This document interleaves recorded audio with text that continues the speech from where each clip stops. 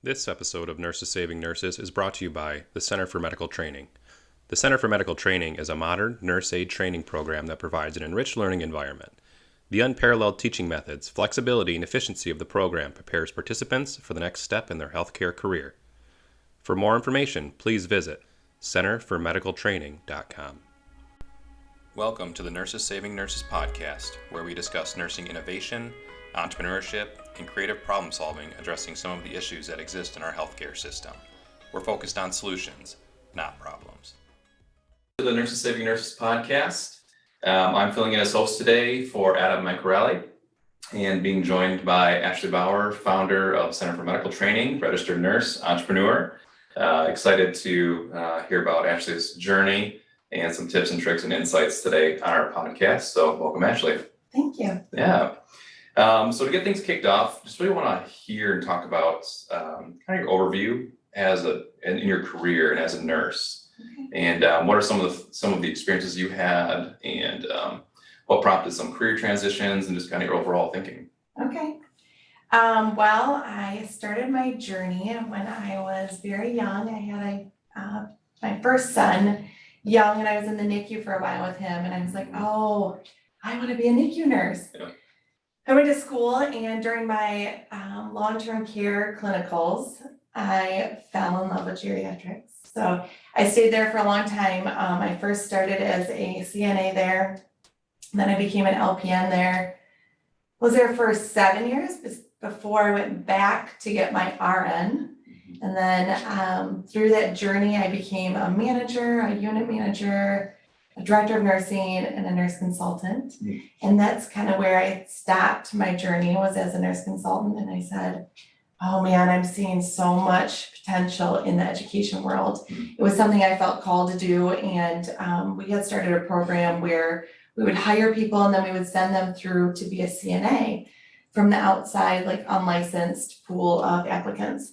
And we were seeing like 6 months, they would have to wait before they could go through a program. And I was like, oh my gosh, what?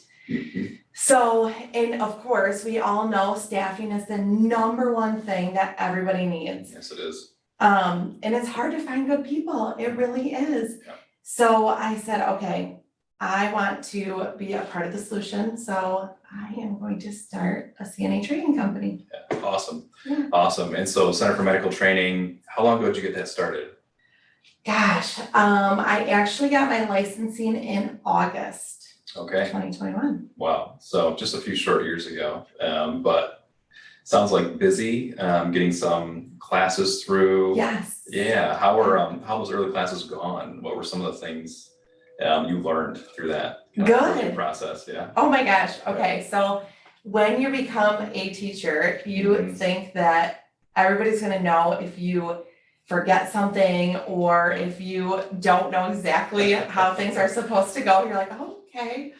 But what I found is students have so much grace and they are so eager and willing to learn that everything you say is, and you just watch their faces. It's like, oh, this is the best feeling in the world. Yeah.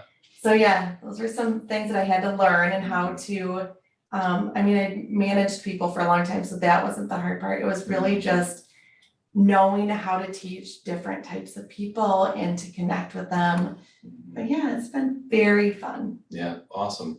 So you said going from kind of a more traditional nursing role into that nurse consultant role, what did that look like? I've heard of nurse consultants before, but what do you do as a nurse consultant, or what's that even industry look like? Yeah. And every time I hear a nurse consultant, I'm like, well, what do they do? Yeah. So I think in each setting it's different. So in long-term care, we're so highly regulated. There are 888 regulations in long-term care. So as a consultant, it's crazy. Yeah. It's crazy. So as a consultant, I would go in and help with the survey process. So in long-term care, they go through state surveyors. Like they come into the building, they complete a survey, and then they give you deficiencies or citations. Okay. I would go in and help them through that process, because if you've never done it before, it's hard or it's very overwhelming. If you get 30 citations, you have to write a plan of correction, educate all of your staff on it, and then be sure you're in compliance with a very short amount of time. Yeah. So it's different, but I do think there's different types of consulting. Consultants, yeah.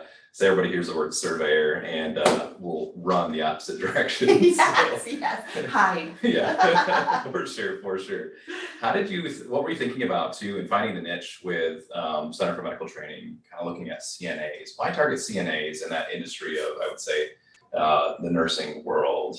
Where do you see the greatest need on that long-term care CNA side? The reason why I felt led to do that was because that's the person who's with the residents or the patients the most. Mm-hmm. And I think to get to the root of the problem in long-term care is to put well-educated CNAs in those roles. Mm-hmm. And then it just falls in place naturally. Yeah. No, it makes sense. It's kind of like as you think about nursing too in the hospital setting, having the nurses spend so much time at the bedside. I mean, you hear about all the issues that are coming up. You're in that direct contact with your patients. Yeah. The relationship side of it is so important. Yeah. What are some of the things that you're hearing from boots on the ground nurses, you yourself? I mean, what are some of those things? I mean, we talk about staffing in healthcare and how poor it is on nearly every angle. What are some of the things that you've encountered or heard about, or creative ideas, maybe aside from your business, your business strategy that you would think is maybe opportunities a nurse could pursue? I think there's just so many opportunities. And I think that if nurses pay attention to what they're doing and they're passionate about it, that they will be able to make a change. I think right now we're seeing a lot of burnout, a lot of decrease in the culture in the facilities. It just doesn't feel good. So I think to change that, if there's something that you can do to change that or to help that, I think that's huge. Yeah, it's that bedside nurse and that frontline staff having a voice again, and being able to, it's what we talk about with nurses saving nurses a lot, is how do you empower that nurse to take that idea but then potentially make it into a business or a solution, versus this constant battle that almost feels like it never ends. Yeah. I don't know how long we've been talking about staffing shortages and patient ratios and all of that, and looking for solutions to those. Hopefully someday somebody will find the magic pill that'll fix it all, but nurses definitely hold the keys and the knowledge to a lot of that. So yeah. So for you, taking your idea to start a business, you kind of went through that consulting side and had your clinical expertise. What was one of the first steps? Was there somebody you talked with? Like, how did you actually go from the concept to going forward and starting a business? What did that look like? I did a ton of research because there was a lot of different licensing that I needed, and I had to write my whole curriculum. So I did all the research and gathered everything that I thought I would need, and it still wasn't everything. I just first was like, okay, this is what I think I'm gonna need. I'm just gonna go for it. Yeah. And then going through the licensing process, it was very nerve-wracking, but I found that everybody was so helpful. Nobody was like, oh, you didn't do this right. Nope, you're done. Yeah. It wasn't like that at all. So I would say doing the research and just getting started. Like, you just gotta get started somewhere. Yeah, it's almost that ask for forgiveness. Yes, Just go and yes. if something does, I've definitely experienced that myself, is where Yeah. you may not know, but once you start doing, it kind of informs the direction and the way you should be going. Yes. We do that a lot. I feel like in healthcare is plan ourselves to death. We sit there and plan. Whereas just get up and do, and then let that kind of take the next steps. Yeah. Do you have a mentor, a business coach, anybody you use within your networks that's helped you kind of grow as a business owner? Well, fortunately, I have an amazing husband. There you go. Who's my free CFO, and that works. And I would say that he was obviously huge in helping me, and because there is a lot, but it's not so overwhelming that you can't do it without somebody. Thank you. You've been very helpful to me too. I really do appreciate all of your input. Yeah.